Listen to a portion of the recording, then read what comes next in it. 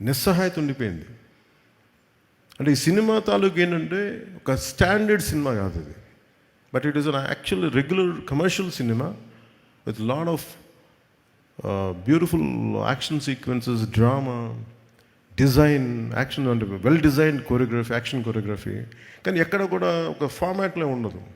ఒక రెగ్యులర్ కథలా మన తెలుగు సినిమాలో ఉండే కథలాగా నెరేటివ్ స్టైల్ అలా లేదు. అది తీసుకురావడంలో Sujeeth has done 200% job. Fantastic.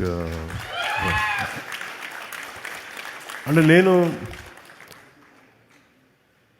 Basic నేను యాక్టర్ కంటే నాకు మొదట నాలో రెస్పాన్స్ ఉండేది సినిమా చూస్తున్నప్పుడు. కానీ నేను ఈ సినిమా చూసినాలో ఒక టెక్నికల్ మనిషే ఉంటాడు బయట.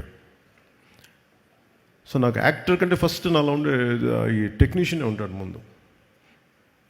పాసిబిలిటీ ఉన్నప్పుడు చదువుతాను, పాసిబిలిటీ ఉన్నప్పుడు సినిమాలు చూస్తుంటాను. So I'm quite updated. I keep on updating my self.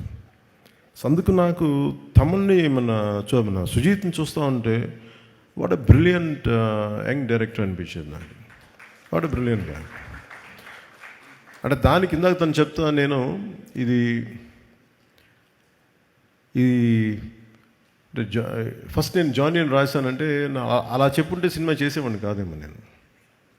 ఎందుకంటే సక్సెస్తో అంటే నాకు కాకపోతే తను నాకు ఎక్కడో నా జీవితంలో ఒక చిన్నపాటి ఒక గిల్ట్ ఉంటుంది. ఇంకొంచెం తప్పన పడి చేస్తుండాల్సింది నేను, ఇంకొంచెం అందరినీ నో చెప్పి చేస్తుండాల్సింది అని ఎప్పుడో గిల్ట్ ఉంటుంది నాకు. ఆ లోటుని సుజీత్ తీర్చాడు నాకు ఈరోజు.